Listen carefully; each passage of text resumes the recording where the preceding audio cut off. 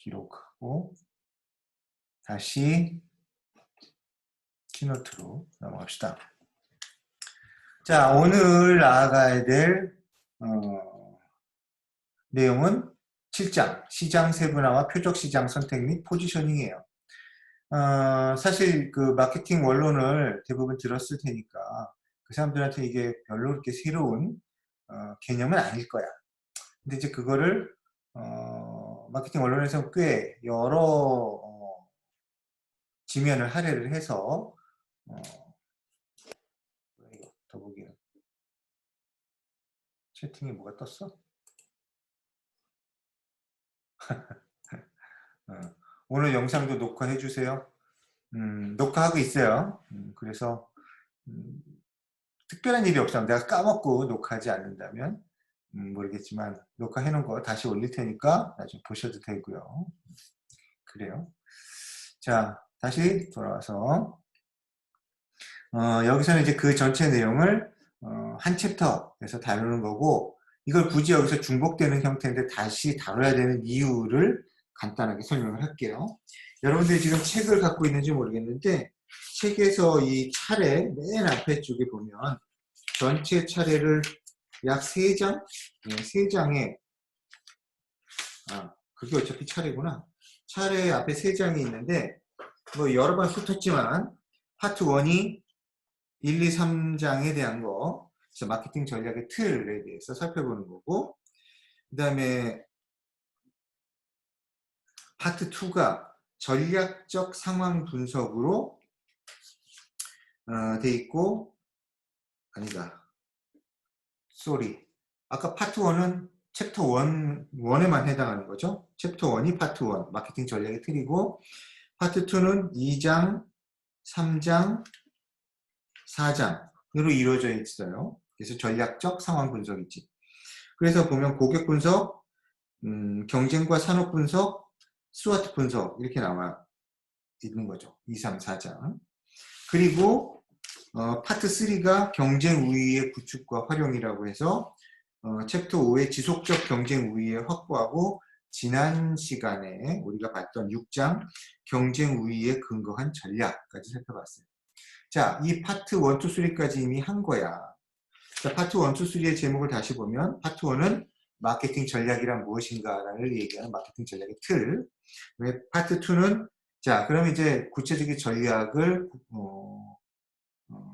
계획하기 위해서 제일 먼저 살펴봐야 될 상황 분석을 먼저 봐야 된다. 그래서 전략적 상황 분석에 대한 얘기를 본 거죠. 그래서 뭐 경쟁자, 산업, 그 다음에 뭐 수학 분석 이런 것까지 본 거야. 자, 상황 분석을 했으면 그 다음에 이제 그 상황에서 우리가 어떻게 나가는 게 유리하냐를 따지는 경쟁 우위에 대한 얘기를 파트 3에서 한 거죠. 그래서 지속적 경쟁 우위의 확보와 그 경쟁 우위에 근거한 전략을 살펴본 거예요. 자, 이렇게 해가지고 마케팅 전략이 무엇이냐.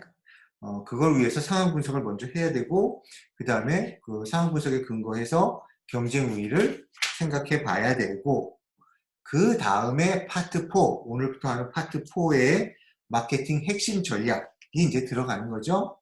그래서 파트 4에는 어떤 내용이 들어가냐면 챕터 7, 오늘 하는 시장 세분화, 표적 시장, 포지셔닝, 그다음에 챕터 8의 브랜드 자산의 구축과 관리 이렇게 들어가요.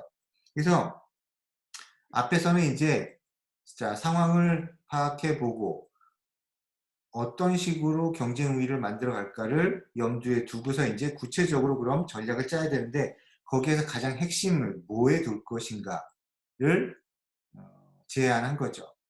근데 그게 뭐냐면 일단 시장 세분화, 우리가 흔히 얘기하는 STP, 세그멘테이션, 시장 세분화하고 타겟팅, 표적 시장 설정하고 P, 포지셔닝, 이거를 먼저 시장을 골라서 어떻게 다가갈 건가를 정해야 된다라는 게 마케팅의 전략의 핵심이라는 거야. 그다음에 또 하나가 요즘은 아니지만 최근에 와서 급 중요해진 브랜드 관련된 거는 또 어떻게 할 거냐를 살펴보자는 게 파트 4의 마케팅 핵심 전략 7장, 8장이라는 거죠. 자, 그게 다 끝나면 이제 본격적으로 그러면 그 전략을 어떻게 실행할 거냐라는 건데, 사실 실행할 거냐라는 거를 뒤집어서 보면 어떻게 실행하려고 계획을 세울 거냐에 대한 거. 그 구체적인 전략의 작성에 해당하는 거죠. 그게 이제 파트 4, 아니 파트 5의 마케팅 실행 전략에 해당하는 거고요. 거기서 요즘에 이제 많이 부각되는 IMC, 다 알죠? 통합 마케팅 전략, 인터그레이티드 마케팅 전략. 그걸 이제 일단 제시하고, 그 다음에 마케팅의 그 원투펀치, 포피인 제품, 뭐 여기서는 이제 이걸 또 하나씩 한 챕터씩 보면 마케팅 개론하고 다를 바가 없으니까, 챕터 10은 제품과 촉진 두 개를 묶어버렸고요. 챕터 11은 가격과 유통을 또 두 개를 묶어가지고 포피를 다 다뤄버리는 거죠. 근데 이거는 앞에서 마케팅 원론에서 배울 때처럼 제품이 뭐냐, 유통이 뭐냐, 촉진이 뭐냐, 가격이 뭐냐 이렇게 따지는 게 아니라 전략으로 구사할 때 어떤 점을 주의해서 살펴봐야 되느냐를 위주로 해서 다루고 있는 거예요. 자, 그렇게 하면 사실상 전략을 처음에 어떤 식으로 접근해서 짜느냐, 그리고 실행할 때는 뭘 중심으로 해서 실행하게 되는가를 다 살펴보는 거고요. 그게 11장까지 다 끝났다 그러면 파트 6는 이제 부수적인 주제예요. 그래서 역동적인 경쟁 환경에서 전략이라는 개념으로 해서, 사실 이것도 되게 중요한 건데, 선발주자가 될 거냐 후발주자가 될 거냐에 대한 의사결정 문제, 그 다음에 이제 시간이 충분히 우리가 보강까지 해서 확보가 된다면, 진도가 순조롭게 나간다면 13장도 할 수 있을 것 같아요. 그래서 공격 및 대응 전략, 공격할 거냐 방어할 거냐에 대한 것까지. 그리고 뒤에 가면 이제 파트 7이 남아있는데, 이거는 부록이다. 부록. 그래서 고객관계 관리를 위한 마케팅 전략, 디지털 시대의 마케팅 전략 얘기 14, 15 챕터가 있는데, 이거는 우리 원래 수업 계획에도 안 들어있고, 여러분들이 이제 관심 있으면 보시라고, 한번 읽어봐라 라고 들어있는 거예요. 그러니까 그거는 이제 여러분들의 몫이야. 오케이. 자, 다시 돌아와서 우리가 지금 쭉 살펴본 거는 전체 마케팅 전략이 체계의 구조, 흐름이 어떻게 되고 우리가 지금 어디를 하고 있는가를 살펴보기 위해서 잠깐 살펴본 건데, 여기 지금 7장, 시장 세분화, 표적 시장 선택, 포지셔닝은 다시 얘기하지만 마케팅 핵심 전략이라는 측면을 살펴보기 위해서 들여다보는 거다라는 거예요. 그래서 오늘은 이미 사실은 마케팅 개론 시간에 살펴봤던 거를 비슷하게 훑어보는 거니까 좀 소프트하게 진행해도 큰 문제가 없지 않나 라는 생각이 드네요. 자, 그럼 하나하나 봅시다.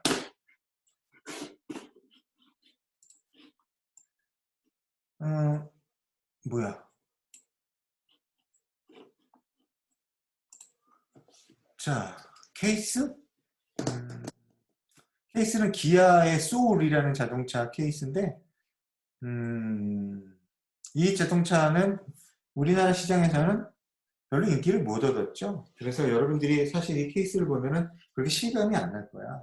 근데 그건 이제 한국 시장, 국내 시장 이야기고, 이 소울은 미국 시장에서 대박이 났어요. 그래서 굉장히 성공한 차종이고, 어떻게 보면 미국에서는 현대보다 기아가 더 잘 시장에서 뭐 나중에 나오는 얘기지만, 여기 지금 포지셔닝도 잘했고 제품도 잘 팔리고 있는 이런 상황이죠. 자동차를 잘 아는 사람들은 알지만, 봅시다. 아씨, 이거 바꿔야 되는데, 화면은 어떻게 바꾸지? 여기로. 오케이. 자, 학교 지금 학교에 그 와이파이를 써가지고, 와이파이냐? 아니냐? 하여튼 학교에 그 망을 이용해 가지고서 줌을 하는데 화면이 잘 안 끊기고 잘 가는지 모르겠어요. 자, 어쨌든 다시 돌아가서.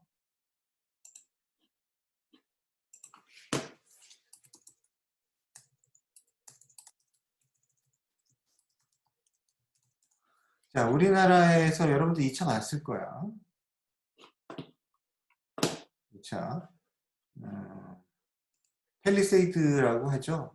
팰리세이드. 그래서 중대형 SUV 시장에서 대박이 나서 지금도 한 뭐 3개월 이상 기다려서 받아야 되는 차로 알려져 있죠. 근데 이 팰리세이드 말고 이거는 현대에서 만든 거고 기아에서 만든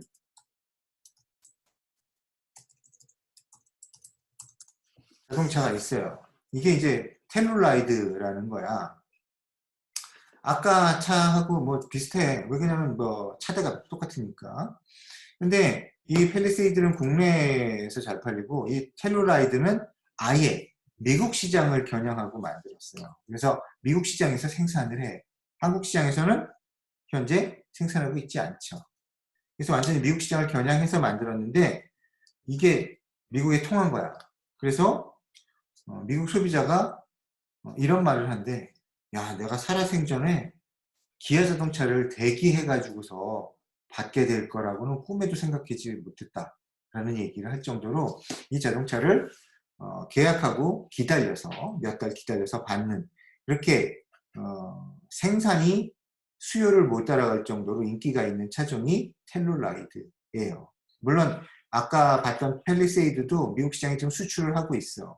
근데 텔루라이드만큼 많이 팔리지 않고 가격도 사실은 여기서 수출하니까 운송비가 더 들어야 정상이잖아. 그럼 더 비싸야 되는데 팰리세이드보다 텔루라이드가 더 비싸게 팔리고 있어요. 실제 그 현지에 우리를 식으로 하면 소비자 가격이 더 비싸고 그 다음에 이제 딜러가 할인을 해줘서 파는데 이 텔루라이드는 거의 할인을 안 해줘.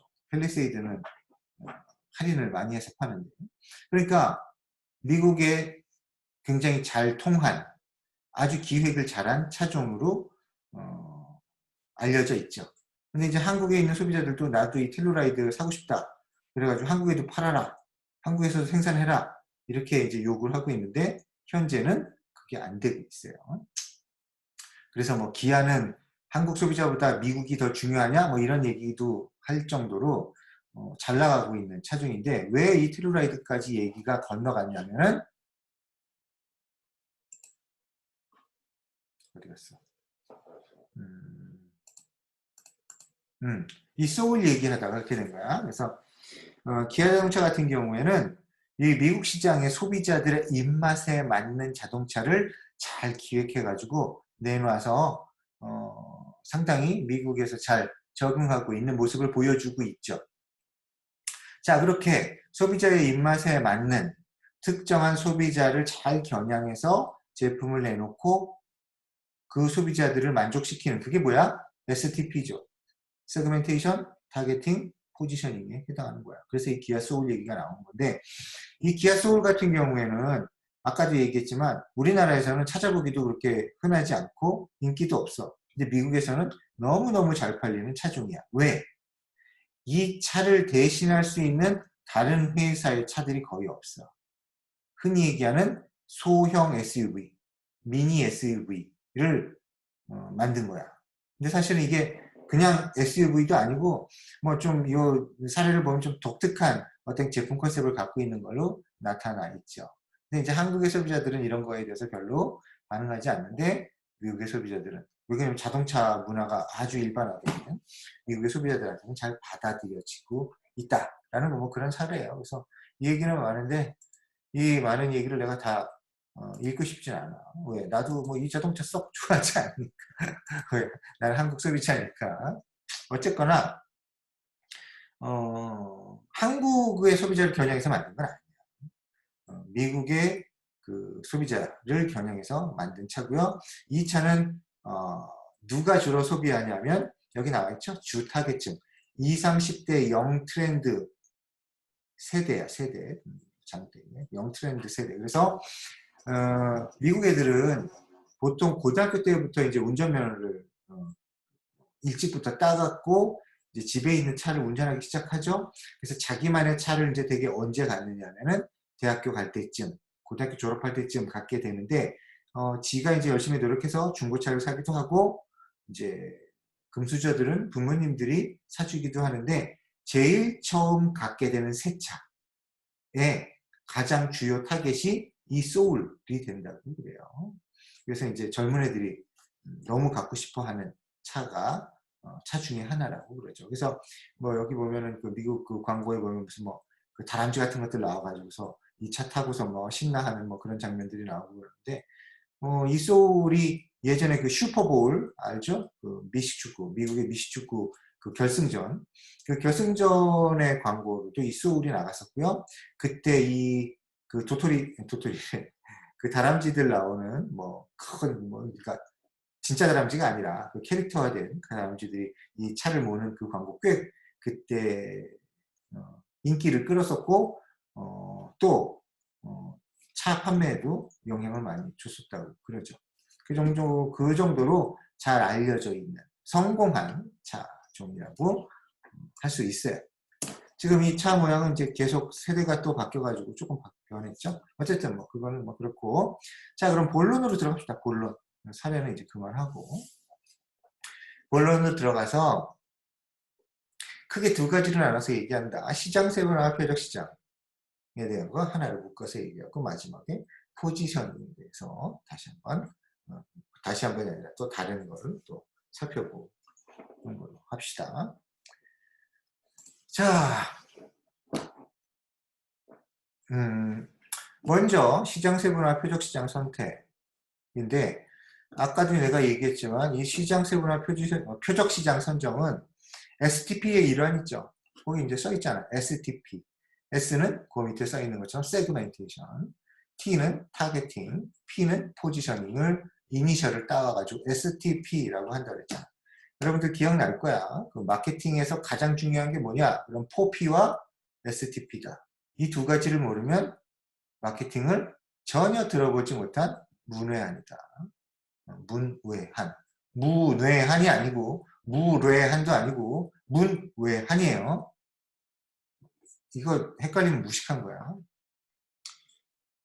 왜 문외한이라고 하냐면은 그 예전에 그 유교 배우고 이런 사람들 보면 뭐 향교 이래가지고 자기들만의 그런 그 학문을 연구하는 그런 세력들이 있었단 말이야. 그래서 그 문외한이라는 건 자기들 그 학문을 하는 그 사람들, 그러니까 예를 들어서 향교다. 그럼 그 향교 안에 있는 사람들 말고 향교 문 밖에 있는 문 밖에 있는 사람이라는 거야. 자기들하고 어울리지 못하는 이종의 사람이라는 그런 뜻으로 문외한, 아무것도 모르는 놈 이런 식으로 쓴 거야. 그러니까 무례한이나 뭐 문외한이나 이런 건 진짜 무식한 놈들이 쓰는 얘기. 여러분들 그렇게 쓰지 마세요. 어쨌든 깜짝 그 상식 깨알 자랑이야. 자, 세그멘테이션과 타겟팅을 여기서 먼저 보겠다는 거죠. 시장 세분화와 표적 시장에 대해서. 자, 세그멘테이션은 여러분들 알다시피 기존의 시장을 여러 개의 시장으로 나누는 거. 이게 시장 세분화라는 거죠. 근데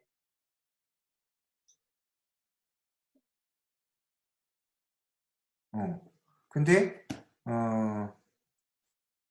시장을 왜 나눠? 뜬금없이? 그냥 큰 시장을 그냥 두면 되지. 왜 시장을 나눌까? 시장을 나누는 이유가 뭐죠? 여러분들 채팅창으로 한번 올려줘봐.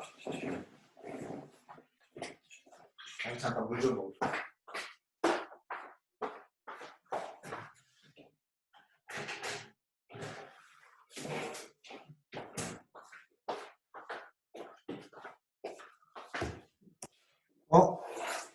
어떤 채팅 답도 안 올라왔네?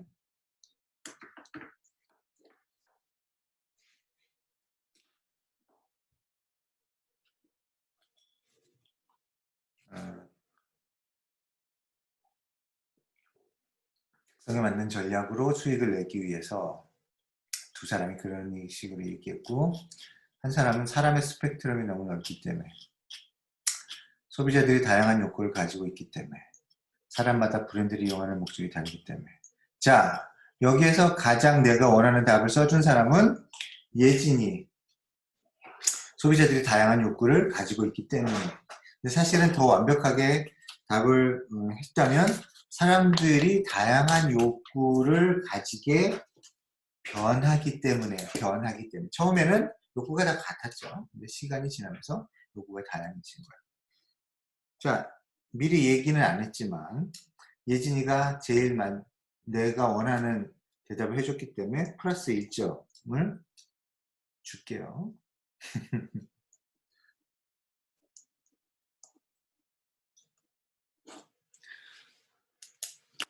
어쨌든 다른 사람들도 고마워. 답을 올려줘서. 여러분들하고 나하고만 상황에서만 여러분들하고 나만 보고 듣는다. 물론 나중에 또 다른 사람들이 동영상을 볼 수도 있지만 그런 전제로 얘기를 하면 우리가 보통 지금 그 수업을 듣고 성적을 상대평가를 하잖아요. 그렇죠? 그래서 이제 열심히 했는데도 불구하고 좋은 점수를 못 받는 사람들이 있을 수밖에 없어. 상대평가니까. 뭐 예를 들어서 A 학점은 20%, 뭐 B 학점은 몇 프로였더라? 60%? 이렇게 이상 주지 마라.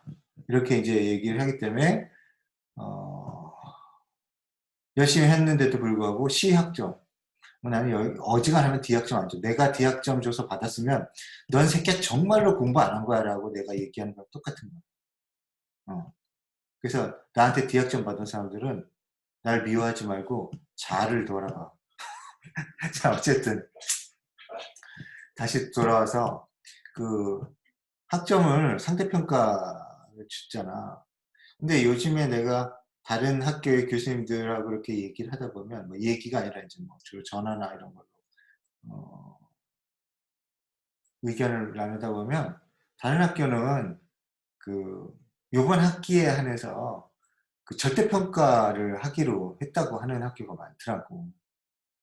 왜 그러냐면 이제 동영상으로 수업을 하니까 여러 가지로 이제 학생들한테 제시해 줄 수 있는 뭐 그런 것들이 부족하니까 미안해서 그런 측면에서 요번 학기에 한해서 절대평가를 해주자 라고 했다는 거야. 그건 결국 뭐냐면 좀 더 후하게 점수를 주자라는 얘기를 하는 거야. 근데 우리 학교는 뭐가 잘났는지 학생들한테 그냥 상대평가를 하라는 거야.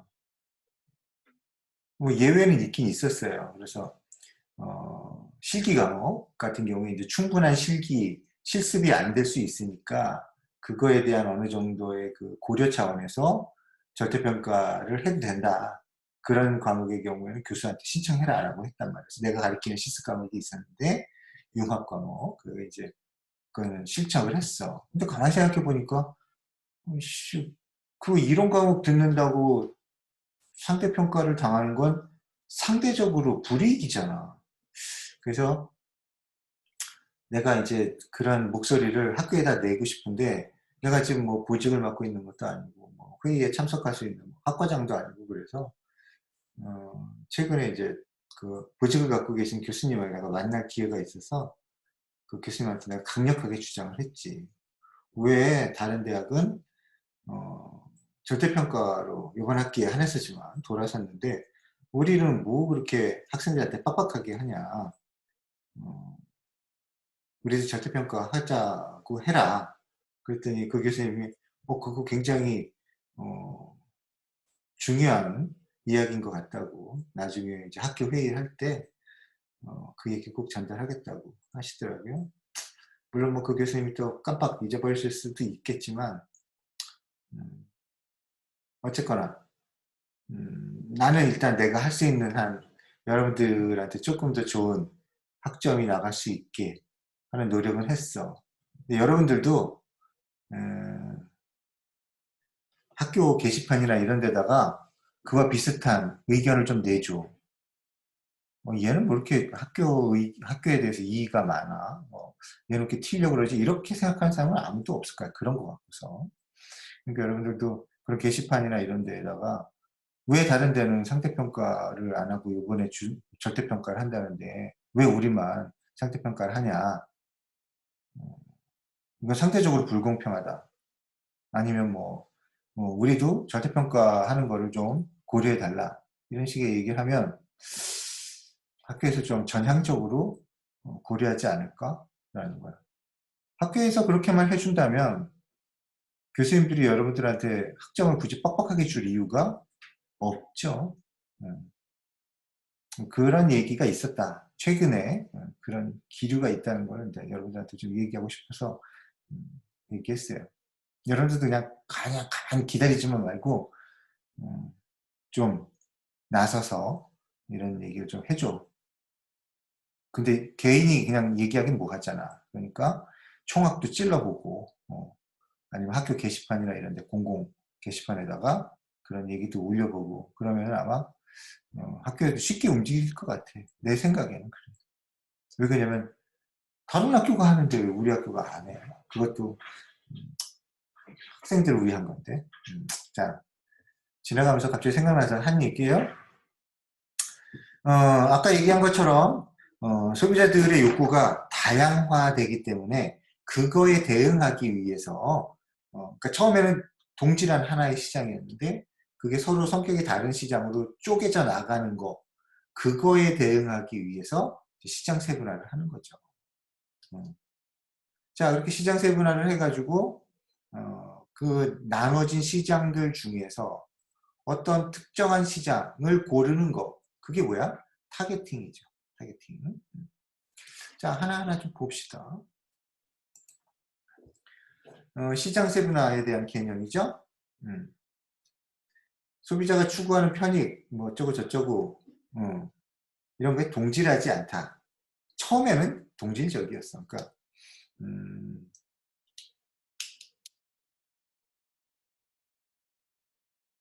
예를 들어서 처음에 자동차가 나왔을 때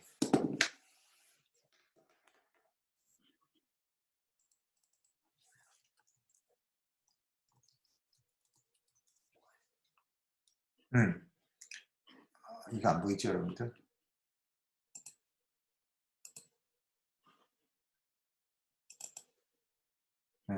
최초의 자동차가 나왔을 때 모양이 이런 거야. 희한하게 생겼죠. 바퀴 엄청 크고 여긴 작고 핸들이 달려있고 이런 건데 이 자동차가 처음에 나왔을 때는 모든 사람들이 이걸 타고 싶어 하지는 않았어요.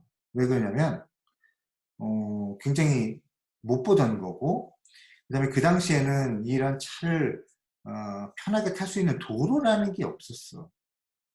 그냥 어떤 거냐면 마차가 다닐 수 있는 말이 끄는 마차가 다닐 수 있을 정도로 그냥 만들어져 있는 길 정도였단 말이야. 그러니까 요즘처럼 뭐 포장돼 있고 깨끗한 그런 진동도 별로 없는 그런 도로는 없었단 말이야. 그러니까 이런 차가 처음에 나왔을 때 사람들은 그냥 하나의 재미있는 물건, 제품도 아니고 물건 정도로 생각한 거야. 근데 이제 이게 점점 많은 사람들이 이걸 이용하기 시작하면서 이 제품에 대해서 사람들이 나도 저거 하나 갖고 싶은데 이런 식으로 욕구가 생긴 거죠. 근데 처음에 이런 제품이 나왔을 때는 이 제품에 대한 사람들의 욕구는 그냥 하나야. 나도 신기한 제품 한번 가져보고 싶다 정도였단 말이야. 그런데 이게 이제 유행하기 시작하면서 이제 사람들이 이 제품에 대해서 갖게 되는 욕구가 다른 거야. 자, 뭐 그 시대의 차에 대해서 나도 잘 모르지만 옛날에 이 차가 나왔을 때는 자동차가 나왔을 때는 이게 마차보다 느렸대. 왜 옛날 그 서부 영화 같은 데 보면은 막 앞에서 재촉해가지고 마차가 막 쏜살같이 달려가잖아. 초에 나온 자동차들은 그런 식의 속도를 내지 못하는 거야. 왜? 위험하니까. 그러니까 아주 천천히 사람이 걸어가는 것 정도의 속도? 밖에는 못 냈다는 거지. 자, 그러면 그런 차를 모든 사람들이 다 만족하지는 않았겠죠. 뭐야, 이거 너무 느린데? 난 좀 빠른 자동차였으면 좋겠다. 라고 생각하는 사람도 있을 거고. 그 다음에 여기도 보면 자, 이거는 어떤 식이냐면 요 앞에는 발 올려놓는 거고 여기 사람이 앉는 거야. 그러면 하나나 두 명이 앉겠죠. 그거 이외에는 없어. 그럼 이제 이거 타고 다니다가 뭐야, 마차는 짐도 놓을 수 있는데요. 짐을 놓을 수 있는 게 필요하겠네. 이렇게 짐칸이 있는 자동차도 필요한 사람이 있었겠죠. 그 다음에 어디 갔어? 여기처럼 여러 사람이 탈 수 있는 차, 한두 사람이 아니라 세네 사람이 탈 수 있는 차가 좋겠다. 이런 식으로 각 사람들의 욕구가 달라질 수 있는 거죠. 그럼 결국 뭐냐면 똑같은 자동차지만 그 차에서 바라는 욕구가 각각 달라지는 거예요. 근데 이게 모든 사람마다 욕구가 다른 게 아니라 뭐 몇만 명은 혼자 타는 걸 원하고 몇만 명은 좀 더 빠른 자동차를 원하고 뭐 몇십만 명은 여럿이 타는 걸 원하고 또 몇만 명은 짐칸이 있는 차를 원하고 이런 식이 되면서 처음에는 동질적인 시장이 각각 다른 또 욕구를 갖고 있는 서로 이질적인 시장. 이질적이라는 게 서로 다르다는 거죠. 나는 짐칸 같은 거 필요하지 않아. 나는 빠른 자동차는 싫어. 이런 식의 서로 다른 시장이 생겨나는 거. 이게 바로 뭐냐면 시장 세분화를 하게 되는 이유가 되는 거예요.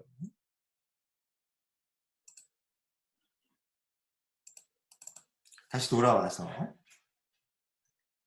자, 그래서 각 시장의 소비자들이 생각이, 욕구가 서로 다르니까 그거를 확인해서 각기 다른 시장인 걸로 구분해 주는 거, 그게 시장 세분화라는 거예요.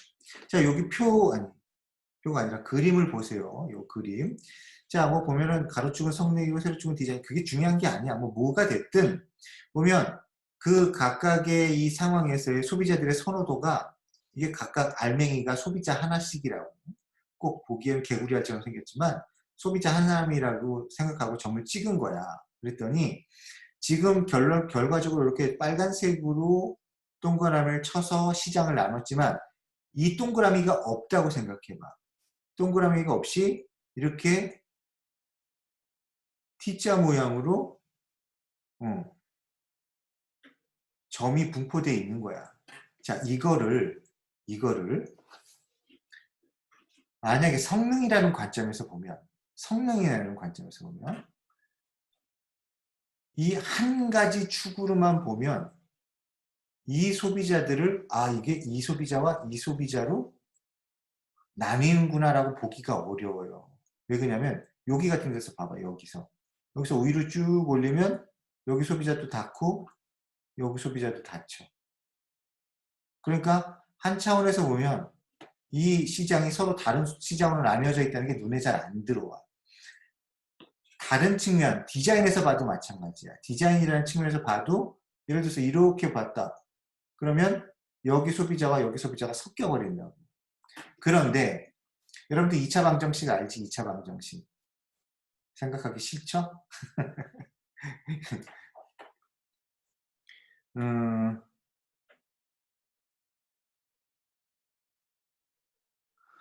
자, 이거는 지금 X축, Y축이잖아. 그죠? X축, Y축이잖아.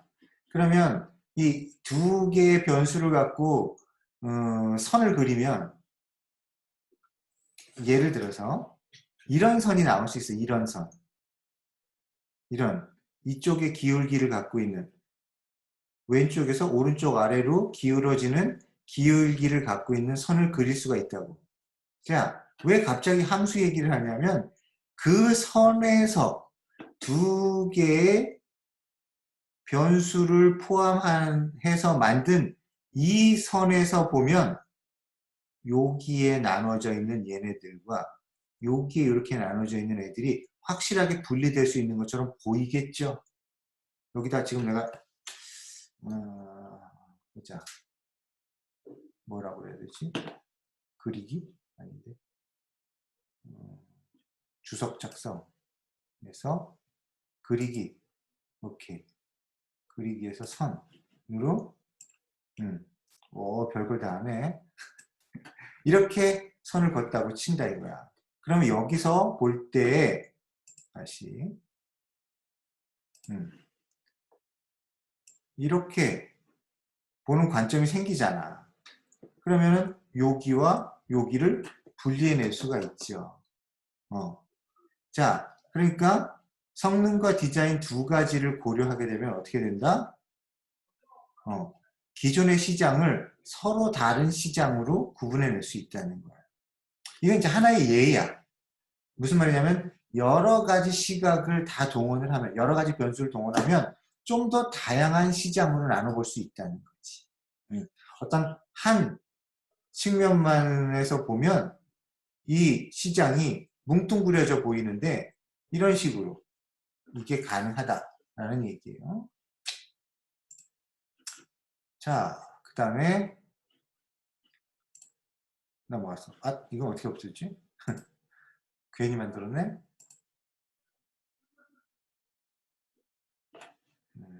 만들 수 있는데 지울 수는 없어. 뭐라지? 지우개. 오케이. 자,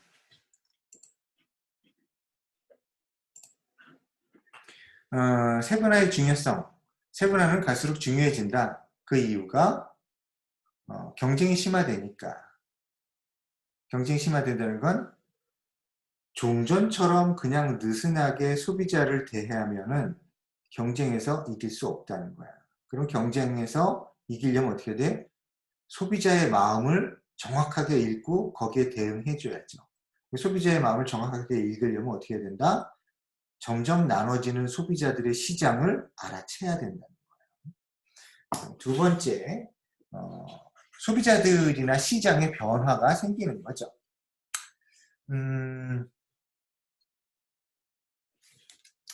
여기서 이 얘기를 안 할 수가 없다. 자, 다시 돌아와서 요즘에 코로나 전국이잖아. 그쵸? 그래서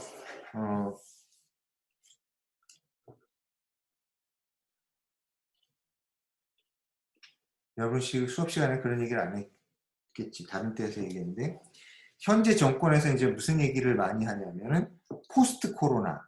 이 코로나가 가라앉고 이제 예전과 같은 안전한 시대가 온다면 그 시대는 코로나 이전에 우리가 알고 있고 익숙해져 있는 그 세상이 아닐 거라는 거예요. 그러니까 코로나라는 이런 바이러스 이런 상황 지금 세계적으로 23만 명인가 우리나라는 뭐 아직도 2,000명이 안 되지만 23만 명이 죽어나가고 그런 충격을 받은 이 세상이 코로나가 가라앉고 진정됐을 때 다시 예전으로 돌아갈 수 있느냐? 못 돌아간다는 거예요. 못 돌아간다. 나빠진다는 개념이 아니라 뭔가 굉장히 큰 자극을 받았기 때문에 그 자극에 의해서 결국은 변할 거라는 거야. 이 세상이. 그거를 이제 포스트 코로나, 포스트가 이제 뒤라는 뜻이란 말이에요. 코로나가 끝난 뒤에 대비해야 된다라는 그런 얘기를 이제 많이 하는 거죠. 그러니까 이 코로나 사태, 뭐 사태든 뭐든 이 코로나로 인해서 결국 뭐야? 시장도 변화한다는 거지. 시장도 변화한다는 거야. 사람들의 욕구나 생각도 모든 게 다 변하는 건 아니지만 상당히 많은 게 변할 거야. 그래서 뭐 요번 주말에 벌어진 사태가 뭐였냐면은 이태원의 그 뭐냐 클럽에 가지고 뭐 수십 명이 확진자가 전국으로 확산이 됐고 2차 감염자가 또 생길 가능성이 있고 그래가지고 결국 뭐 고3들 개학이 미뤄졌잖아요. 그러면서 이제 그 많은 사람들이 그런 그 유흥업소에 대한 시각이 굉장히 달라졌죠. 그전에는 뭐, 누구든지 각자의 그 자유에 의해서, 선택에 의해서 즐길 수도 있고, 뭐, 그럴 수 있는 거 아니야? 라고 굉장히 오픈마인드였는데, 요즘은 그런 거지, 그 작은 충동을 못 참고, 응? 그 미꾸라지 몇 마리가 세상을 다 흐렸다, 이 나쁜 새끼들, 뭐, 응? 철부지, 뭐, 이런 식으로 해서 마치 클럽에 가는 게 큰 범죄시 되는 상황도 됐고요. 그다음에 이제 거기에 덧붙여 가지고 이제 그 성소수자들의 그 이야기가 이제 어 확산되면서 어 그런 성소수자들에 대한 혐오가 노골적으로 이제 등장하기 시작했어요. 나도 처음에 그런 얘기를 들었을 때 굉장히 기분 나쁘고 불쾌하고 이런 생각이 들었단 말이야. 그런 것들이 뭐냐? 각 개개인이 결국은 영향을 받는 거죠. 영향을 받고 그 영향을 받는 게 결국 어떻게 되는 거야? 소비에도 영향을 미치는 게 되는 거고, 그러면은 결국 어떻게 돼? 소비 시장이 변화하는 거야. 그러니까 뭐 꼭 이런 그 아주 세계적인 뭐 팬데믹 현상 같은 이런 거를 굳이 생각하지 않더라도 수많은 우리 주변에 있는 작은 사건들, 변화들이 또 다른 시장의 변화를 만들어낸다. 이런 것들을 우리가 이제 항상 명심하고 있어야 되는 거고요. 특히 이런 뭐 이게 물론 뭐 부정적인 거지만 이렇게 많은 사람들이 병들고 다치고 병들고 죽어가고 이런 식의 이런 상황, 큰 변화나 충격이 오는 이런 상황은 반드시 큰 시장의 변화를 가져온다라는 걸 명심해야 돼요. 그리고 변화가 있을 때 뭐가 있다? 기회가 있다. 그래서 많은 사람들이 깨어있는 많은 사람들이 야, 나는 이런 상황에서 어떻게 하면 전염병이 안 걸릴 거냐 이런 생각을 하기보다는 자, 이 상황에서 앞으로 시장이 어떻게 전개될 거냐, 소비자들의 욕구가 어떻게 변할 거냐, 그럼 내가 선제적으로 무슨 대응을 해야 내가 선도적으로 시장을 이끌어 나갈 거냐, 나한테 유리하게 만들 거냐를 고민할 거야. 나는 여러분들도 그런 사람들 속에 포함됐으면 좋겠어. 그냥 하는 소리가 아니고. 그래서 여러분들도 그냥 자, 이런 상황에서는 집에 콕 박혀가지고 오락이나 해야지라든지 뭐 이런 식의 단순한 수동적인 생각하지 말고, 뭐 그거는 나쁜 건 아니지만 거기에서 더 나아가서 어, 어떻게 하면은 이런 상황을 나한테 유리하게 전개시킬 수 있을까?